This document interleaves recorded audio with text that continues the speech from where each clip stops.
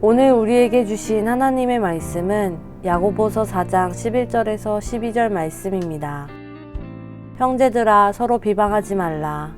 형제를 비방하는 자나 형제를 판단하는 자는 곧 율법을 비방하고 율법을 판단하는 것이라. 내가 만일 율법을 판단하면 율법의 준행자가 아니요 재판관이로다. 입법자와 재판관은 오직 한 분이시니 능히 구원하기도 하시며 멸하기도 하시느니라. 너는 누구이기에 이웃을 판단하느냐. 오늘 이 말씀에 많은 은혜 받으시기 바랍니다. 야고보서를 통해서 우리가 볼 수 있는 좋은 점은 다른 신약의 서신들과 마찬가지로 실제로 우리가 교회 공동체를 세우고 교회 공동체 안에서 신앙생활을 할 때 일어나는 여러 가지 일들이 있는데 그 일들에 대해서 야고보서는 야고보서의 아주 특별한 관점을 지니고 있기 때문입니다. 야고보서는 아주 분명하게 우리의 싸움이 어디로부터 나오냐, 1절에 보면 인간 간의 싸움이 어디서부터 나오냐, 인간의 다툼이 어디에서 나오냐, 또 인간의 갈등이 어디에서 나오냐, 그것은 너희 지체 중에 싸우는 아주 근본적인 또 아주 탐욕스러운 욕심으로부터 나오는 것이 아니냐. 이게 야고보서 지금 4장을 시작하는 1절의 지적입니다. 또 우리가 같이 신앙생활 하다 보면, 또 직장생활 하다 보면 일을 잘하는 경우가 있습니다. 좋은 것을 갖는다는 건 소유의 개념이고, 보이지 않는 것, 어떤 일을 잘해서 좋은 평판을 얻고 또 그 행동이 좋아서 다른 사람보다 앞서가는 사람이 있을 수 있습니다. 근데 나와 똑같이 학교를 다니고 나와 똑같은 시기에 교회 등록하고 나이가 비슷하고 일도 그냥 비슷하게 하는데 나보다 좋은 결과를 얻으면 우리의 마음은 어떤가요? 우리의 마음은 쉽게 상처를 입죠. 제가 기분이 나쁩니다. 또 나보다 별로 열심히 한 것 같지도 않은데 좋은 일을 벌이면 그 사람에 대해서 인정하는 것보다는 그 사람에 대해서 단점을 찾아내는 것이 우리의 일이죠. 그러니까 이 모든 근원에는 한국 사회가 갖고 있는 경쟁심이 아주 특별한, 한국이 서로 경쟁하라 이렇게 권하는데 경쟁심이 특별한 한국 사회에 배경이 있다는 것을 우리가 사실 인정하지 아니할 수가 없습니다. 그래서 많은 사회학자들이 한국 사회를 어떻게 보느냐 할 때 경쟁을 권하는 사회, 쉽게 얘기하면 경쟁을 권하고 부추기고 경쟁하도록 우리에게 요구하는 사회다, 이렇게 이야기하는 것도 저희가 학자 이름을 들지 않아도 쉽게 얘기할 수 있습니다. 행복한 인상이란 내 옆에 인생의 동료가 좋은 일이 생기면 좀 기뻐해 주는 거죠. 참 잘했다, 네가 잘 되니까 나도 좋다, 이런 좋은 일이 있으니까 내가 널 축하하기 위해서 내가 밥 한번 사겠다, 내가 너한테 이런 선물을 주겠다. 이런 친구가 옆에 그래도 여럿 있어야 여러분 인생이 행복하게 죽을 때까지 살 수 있습니다. 여러분이 영성이 깊은 그리스도인이 된다는 것은 누군가 좋은 일이 생길 때, 특별히 여러분과 동행하는 사람이 좋은 일이 생기면 마음으로부터 좀 기뻐하는 훈련을 하는 것입니다. 이 친구에게 좋은 일이 생겼으니 이것은 나에게도 좋은 일입니다. 그 사람에게 어려운 일이 생기면 이 친구에게 어려운 일이 생겼으니 이것은 도와서 함께 이겨야 합니다. 나보다 더 앞서가면 내 옆에 이렇게 유능한 사람이 있으니 하나님 제게 준 축복입니다. 여러분 자신에게 스스로 가르치는 것이고 훈련하는 것입니다.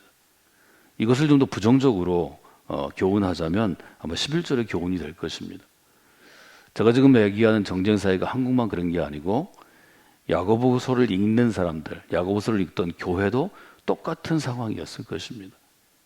이것은 한국만 그런 게 아니고 세상 어느 나라, 어떤 민족, 어떤 역사, 어떤 시대에도 인간 사회가 갖고 있는, 말하자면 지금 야고보서 4장이 얘기한 것처럼 욕심이 중심이 된 사회는 이런 인생을 살아갈 수밖에 없다는 것입니다.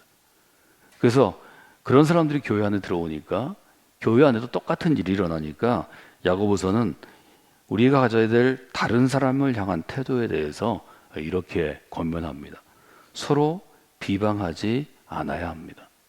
비방이라는 말을 쓰는데요, 비방이란 말은 아주 쉬운 말이죠. 비방한다는 것은 비난하는 것입니다. 다른 사람의 무엇인가를 꼬투리 잡아서 험담하는 것입니다. 뒤에 돌아가 가지고 그 사람 욕하는 것입니다. 좀 더 확대되면 중상모략하는 것입니다. 중상모략한다는 건 뭘 얘기하나요? 원래 그 사람이 있던 일을 그냥 험담하면 좀 난데 그 사람이 있던 일에다가 두 가지를 더하는데, 첫째는 거짓을 더하는 것이고 두 번째는 과장하는 것입니다. 있지도 않은 말을 거짓말로 우리 하는 수 많이 있죠. 이 사람이 나쁘긴 해도 그 정도 나쁘지는 않은데 요만큼 나쁜데 거짓말을 못해서 이만큼 나쁜 사람으로 만드는 사람들이 있습니다. 우리 모두가 그렇습니다. 그래서 이 비방하다라는 말은 현대어 번역, 새 번역은 이렇게 쓰여 있습니다. 형제자매 여러분, 서로 헐뜯지 마십시오. 물어뜯지 마십시오. 그렇게 쓰여 있습니다. 헐뜯다는 것은 서로 짐승이 싸울 때처럼 물어뜯는 것입니다. 다른 사람을 헛뜯고 물어뜯고 험담하는 사람은 두 가지의 병증을 더하는데, 첫째는 거짓말합니다. 거짓말은 상대편을 무너뜨릴 뿐 아니라 특별히 그리스도인들은 거짓말할 때 양심의 가책을 받습니다. 하나님이 칼날처럼 날카롭게 내가 지금 거짓말하고 있구나 알게 하십니다. 그래서 나의 영혼을 무너뜨립니다. 내가 지금까지 신앙생활 잘해온 게 그 거짓말 하나로 쉽게 무너지기 쉽습니다. 너 거짓말하고 있구나. 네가 그러고도 교인이야. 그러고도 집사야. 그러고도 네가 속으로 리더야. 그러고도 네가 목사야. 여러분, 이것은 스스로에게 주시는 아주 분명한 심판입니다. 이것은 매우 어려운 것입니다. 여러분, 신앙생활하면서 이런 경험이 없는 사람이 누가 있습니까? 이 한 주간에도, 앞으로 다가올 한 주간에도 이런 일들이 우리 주변에, 여러분의 속회, 여러분의 선교회, 여러분이 섬기는 사역팀에, 우리 교회 안에, 다른 교회 안에, 직장 안에 여전히 있습니다. 그래서 성경은 우리에게 성경을 읽을 때 그 말이 나를 위해 주시는 말씀으로 받아들이라고 도전하는 것입니다. 성경은 이 점에 대해서 가감없이 정직하게 우리에게 일종의 레포트를 줍니다. 보고합니다. 여러분 아시는 대로 모세는 아주 탁월한 구약을 세우는 기둥입니다. 그러나 모세와 함께 했던 사람들이 모세를 비방했다고 성경은 가감없이 우리에게 알려줍니다. 민수기 12장에 보면 여러분이 아시는 것처럼 모세 오른팔과 왼팔로 쓰였던 아론과 미리암이 모세를 비방하는 장면이 등장합니다. 모세를 비방하는 것에 대해서 민수기는 이렇게 우리에게 기록을 남깁니다. 7절에 보면 내 종 모세와는 그렇지 아니하니 그는 내 온 집에 충성하는 사람이다.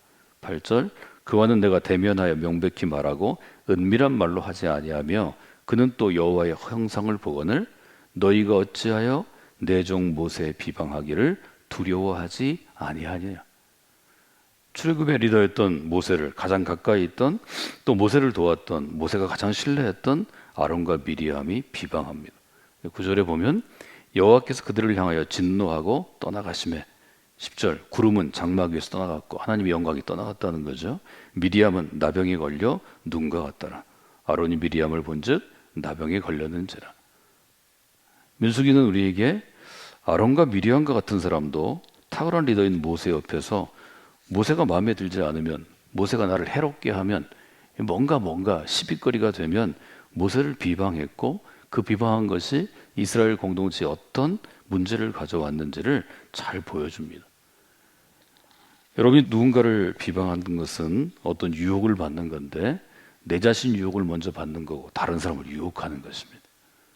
이 비방하는 일에 대해서는 특별히 여러분들이 중요한 일을 맡은 교회 안에 그리스도인일수록, 또 앞으로의 영향력이 큰 일을 지금 맡을수록 여러분에게 반드시 오는 유혹이라는 것을 여러분이 기억하셔야 합니다. 그리고 이 비방은 대부분 거짓이 섞여 있고 과장돼서 전해지기 때문에 공동체를 크게 망칠 수 있습니다. 이것은 하나님이 기뻐하시지 않는 일이기 때문에 성도들은 매일 자기의 영혼을 다듬을 때 이 점을 봐야 합니다. 그래서 저는 오늘 여러분들에게 이것을 유혹이라고 규정을 하고 서로 비방하는 혹은 다른 사람을 비방하는 유혹에 빠지지 않도록 자기를 잘 지키는 게, 이것이 영성이 깊은 그리스도인이 해야 할 일이고 반드시 기도해야 할 부분입니다. 저를 따라서 할까요? 그리스도인은 비방의 유혹에 빠지지 않으려고 노력해야 합니다. 여러분 스스로는 비방 유혹에 빠지지 않으려고 노력해야 합니다. 11절에 보면 왜 우리가 비방 유혹에 빠지지 아니어야 되는가를 얘기하죠. 형제를 비방하는 자나 형제를 판단하는 자는 율법을 비방하고 율법을 판단하기 때문입니다.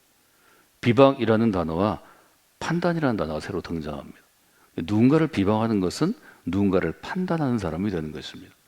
그런데 이 판단이 우리에게 신앙의 일종의 규칙을 어기게 한다는 거죠. 왜냐하면 무엇을 판단하는 것은 그것은 인간의 몫이 아니고 하나님의 영역이라고 성경은 우리에게 알려주기 때문입니다. 12절 이렇게 되어 있죠. 입법자와 재판관은 오직 한 분이시니 능히 구원하기도 하시며 멸하기도 하시느니라. 너는 누구이기에 이웃을 판단하는가? 말하자면 세상에는 판단하는 사람이 있고 지키는 사람이 있는데 우리는 판단하는 사람으로 하나님 두시지 않고 하나님이 주신 율법을 지키는 사람, 준행하는 사람을 두셨다는 거죠. 이것도 여러분들 야고보서를 볼 때 좀 특별히 리더십들은 깊이 있게 보셔야 합니다. 저를 좀 따라서 하실까요? 판단하시는 분은 하나님이십니다. 그래서 여러분들이 여러 가지 판단할 일이 있을 때 참 지혜롭게 하시는 게 좋습니다. 여러분이 너무 쉽게 판단하면 그 판단 때문에 내가 잘못 판단하게 되고 그 사람이 판단에 따라 정죄를 받을 가능성이 많고 공동체에 해를 끼칠 수 있습니다. 판단과 결정은 사람의 영역이 아니라 하나님의 영역이기 때문에 신중해야 합니다. 하지 말라는 것이 아니고 신중하게 할 때 공동체에 더 도움이 됩니다. 그래서 판단의 영역은 하나님께 있다 하는 것도 여러분들이 생각하시면 좋을 것 같습니다. 오늘 우리 교회를 섬길 때 우리가 좀 기억해야 될 점을 제가 정리해 봤습니다. 너무 쉽게, 너무 능숙하게 다른 사람을 비방하는 성도를 주의하셔야 합니다. 두 번째, 소그룹 시간에는 특별히 리더들이 누군가를 집단적으로 비방하는 일을 절대로 해서는 안 됩니다. 한국 사람들은 모여 앉으면 험담하는 일을 너무 잘합니다. 여러분 중지시켜야 합니다. 지금은 그 시간이 아닙니다. 혹 그분에 대해서 그 일에 대해서 할 말이 있으면 제기하십시오. 제가 제일 싫어하는 말이 어떤 말이냐면요. 지난주에 설교할 때 썼는데요. 믿는 사람이 왜 그래? 아니 목사님이 왜 그래? 아니 그 장로님 왜 그래? 저는 이걸 제일 싫어합니다. 혹 그런 일이 있으면 그 일을 결정하거나 책임질 수 있는 사람에게 은밀히 조용히 와서 아주 정직하게 얘기하시고 그 일을 놓고 기도하시고 지혜를 구하셔야 합니다. 그 한마디가 교회 하나로 완전히 무너뜨릴 수 있습니다. 그 질문의 지목이 되는 그 사람, 평생을 하나님이 훈련시키시고 그 자리에 올려놓은 그 리더를 한마디로 무너뜨릴 수 있습니다. 그것은 사단의 도구가 되는 것입니다. 항상 제가 여러분에게 얘기하지만 우리는 교회를 세우는 사람이 되어야 합니다. 교회를 무너뜨리는 사람이 되어서는 안 됩니다. 여러분 한 사람의 리더가 세워지기 위해서 얼마나 많은 시간이 필요하고 얼마나 수많은 눈물이 필요하고 그 리더가 사생하는 죽음을 넘어가는 결단이 필요한 줄 아십니까? 한 사람의 그래도 쓸만한 설교자가 세워지는데 얼마나 많은 시간과 얼마나 많은 노력이 필요한지 아십니까?